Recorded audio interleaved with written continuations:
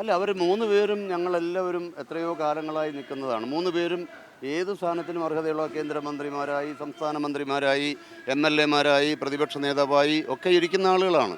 അവർക്കെല്ലാവർക്കും ഇതിലൊരു അവസരമുണ്ട്, അല്ലെങ്കിൽ അവകാശമുണ്ട്, അല്ലെങ്കിൽ ആഗ്രഹമുണ്ട് എന്ന് പ്രകടിപ്പിക്കുന്നതിൽ എന്താ തെറ്റുള്ള? ഒരു തെറ്റുമില്ല. അല്ല, ഞാനത് വ്യക്തമായിട്ട് കൊല്ലത്ത് പത്രസമ്മേളനത്തിൽ ഞാൻ വ്യക്തമാക്കിയ ഒരു കാര്യമുണ്ട്. 1970 മുമ്പുള്ള കാലഘട്ടം എനിക്ക് നല്ലപോലെ ഓർമ്മയുണ്ട്. പക്ഷേ ഞാനത് അങ്ങനെ വിശകലനം ചെയ്യുന്നില്ല. പക്ഷേ 1970 മുതലുള്ള കാലഘട്ടത്തിൽ കേരള സംസ്ഥാനത്ത് നടന്നിട്ടുള്ള രാഷ്ട്രീയ ഭരണകൂടങ്ങളുടെ മാറ്റങ്ങളും തെരഞ്ഞെടുപ്പുകളും അകാലത്തിൽ ചരമമടഞ്ഞ ഗവൺമെൻറ്റുകളെയൊക്കെ നല്ലപോലെ ഓർക്കുന്ന ഒരാളാണ്. പലപ്പോഴും അസ്ഥിരമായ രാഷ്ട്രീയ സാഹചര്യം ഉണ്ടായിരുന്ന ഒരു കേരളമാണ്. അതൊക്കെ വരുമ്പോൾ സ്വാഭാവികമായിട്ടും ഭരണകൂടങ്ങളുടെ തലവനായിരിക്കുന്ന ആൾ ആ പാർട്ടി പ്രതിപക്ഷത്തേക്ക് പോകുമ്പോൾ അതിൻ്റെ പ്രതിപക്ഷ നേതാവാകുന്നു ശ്രീ കെ കരുണാകരൻ. അദ്ദേഹം ആദ്യം ആഭ്യന്തരമന്ത്രിയായി വരുന്നു. പിന്നീട് അച്യുതമേനോൻ മത്സരിക്കുന്നില്ല എന്ന സാഹചര്യം വന്നപ്പോൾ അദ്ദേഹം മുഖ്യമന്ത്രിയാകുന്നു. മുഖ്യമന്ത്രിയായ ശ്രീ കെ കരുണാകരനെ 33-ാമത്തെ ദിവസം രാജിവെക്കേണ്ടി വരുന്നു. അത് കഴിഞ്ഞ് എ കെ ആന്റണി മുഖ്യമന്ത്രിയാകുന്നു. അപ്പോൾ മുഖ്യമന്ത്രിമാർ പ്രതിപക്ഷ നേതാവാകുന്നതും പ്രതിപക്ഷ നേതാക്കൾ മുഖ്യമന്ത്രിയാകുന്നതും കേരളത്തിൻ്റെ ജനാധിപത്യത്തിൽ കണ്ടുവന്ന ചില കാര്യങ്ങളാണ്. അപ്പോൾ അതുകൊണ്ട് തന്നെ ഇപ്പോൾ 2011 ഏറെ ബഹുമാന്യനായ ശ്രീ ഉമ്മൻചാണ്ടി പ്രതിപക്ഷ നേതാവാണ് മുഖ്യമന്ത്രിയായി വന്നത്. 2016 വരുമ്പോൾ ആ ഗവൺമെൻറ് പരാജയപ്പെടുന്നു. പുതിയ ഒരു മുന്നണി അധികാരത്തിൽ വരുന്നു. സഖാവ് പിണറായി വിജയൻ്റെ ഗവൺമെൻറ് വരുന്നു. അന്ന് പ്രതിപക്ഷ നേതാവായി വന്നത് ഉമ്മൻചാണ്ടിയല്ല, പകരം രമേശ് ചെന്നിത്തലയാണ്. ഇപ്പോൾ സ്വാഭാവികമായിട്ടും ഒരു രമേശ് ചെന്നിത്തല മുഖ്യമന്ത്രിയായി വരുന്നതിന് വേണ്ടിയുള്ള ഒരു കളമൊരുക്കമാണ് സ്വാഭാവികമായിട്ടും നമ്മുടെ കേരളത്തിലെ രാഷ്ട്രീയത്തിന് മുമ്പിൽ കാണുന്നത്.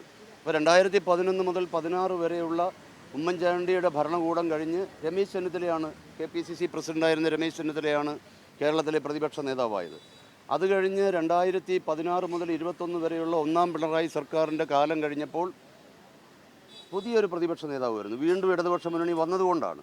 വീണ്ടും ഒരു ഇടതുപക്ഷ മുന്നണി അധികാരത്തിൽ വരുമ്പോൾ അതും 99 സീറ്റുമായിട്ടാണ്. അങ്ങനെയൊരു സാഹചര്യം വന്നപ്പോൾ പുതിയ ഒരാളെ ചുമതലപ്പെടുത്തി. ആ ആളാണ് പിന്നീട് പ്രതിപക്ഷ നേതാവായത്. പ്രതിപക്ഷ നേതാക്കന്മാർ അവർക്ക് ഉന്നയിക്കാവുന്ന എല്ലാ വിഷയങ്ങളും, അത് രമേശ് ചെന്നിത്തലയായാലും വി ഡി സതീശനായാലും ഉജ്ജ്വലമായ പോരാട്ടങ്ങൾ നടത്തിയിട്ടുണ്ട്. അവർക്ക് ഏതൊക്കെ വിഷയങ്ങളിൽ ഗവൺമെൻറ്റിനെ സൂചിമുനയിൽ നിർത്താൻ കഴിഞ്ഞിട്ടുണ്ടോ അതൊക്കെ കേരളത്തിലെ ആളുകൾ ഓർക്കുന്നതാണ്. അപ്പം അങ്ങനെ ആ ഒരു പ്രവർത്തന ശൈലിയിൽ പ്രതിപക്ഷ നേതാവായി വരുമ്പോൾ അടുത്ത ഒരു തെരഞ്ഞെടുപ്പിൽ ആ പാർട്ടിയെ, മുന്നണിയെ അധികാരത്തിൽ കൊണ്ടുവരാൻ വേണ്ടിയുള്ള എല്ലാ ശ്രമങ്ങളും അവർ നടത്തിയിട്ടുണ്ട്.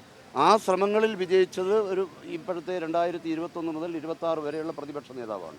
സ്വാഭാവികമായിട്ടും 2-3 വർഷക്കാലത്തെ ദീർഘമായ കൂടിയാലോചനകൾക്ക്, വലിയ സാഹസികമായ പ്രവർത്തനങ്ങൾക്ക്, വിദഗ്ധമായ പ്ലാനിങ്ങോടുകൂടി കേരളത്തിലെ ഓരോ ജനങ്ങൾ, കമ്മ്യൂണിസ്റ്റുകാരാകട്ടെ BJPക്കാരാകട്ടെ, അവരുടെയൊക്കെ മനസ്സിലേക്ക് തുളച്ചു കയറുന്ന തരത്തിൽ കേരളത്തിൻ്റെ ഭാവിയെക്കുറിച്ച് നിർവചനം കൊടുത്ത പുതിയ യാത്രയടക്കം മിഷൻ 25, മിഷൻ 26 ഒക്കെ രൂപപ്പെടുത്തി കൊണ്ടുവന്നൊരു പ്രതിപക്ഷമാണ്.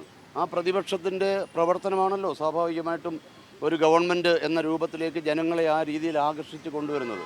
ഇപ്പോൾ ജനാധിപത്യത്തിൽ എപ്പോഴും ജനങ്ങളുടെ ശ്രദ്ധ പിടിച്ചു പറ്റാനും ജനങ്ങളുടെ ആകർഷണം കൊണ്ടുവരാനും ജനങ്ങളുടെ മനസ്സിനെ ആ മുന്നണിയോടൊപ്പം, പാർട്ടിയോടൊപ്പം കൊണ്ടുവരിക എന്നുള്ളതാണ്. അതിൽ വിജയിക്കുമ്പോൾ പ്രതിപക്ഷ നേതാവ് സ്വാഭാവികമായും കേരള രാഷ്ട്രീയത്തിൻ്റെ അടിസ്ഥാനത്തിൽ പ്രതിപക്ഷ നേതാക്കന്മാരാണ് മുഖ്യമന്ത്രിമാരായി വരുന്നത്. അത് പിന്നെ ആത്യന്തികമായി തീരുമാനിക്കേണ്ടത് ഇന്ത്യൻ നാഷണൽ കോൺഗ്രസ് എന്ന് പറഞ്ഞ മുഖ്യധാര രാഷ്ട്രീയ പ്രസ്ഥാനത്തിൻ്റെ ഇപ്പോൾ ചരിത്രമാണ്. 63 MLA-മാർ വരുന്നത്. 63 MLA-മാരുള്ള ഈ പാർട്ടിയുടെ ദേശീയ നേതൃത്വമാണ് ഇത് തീരുമാനിക്കേണ്ടത്.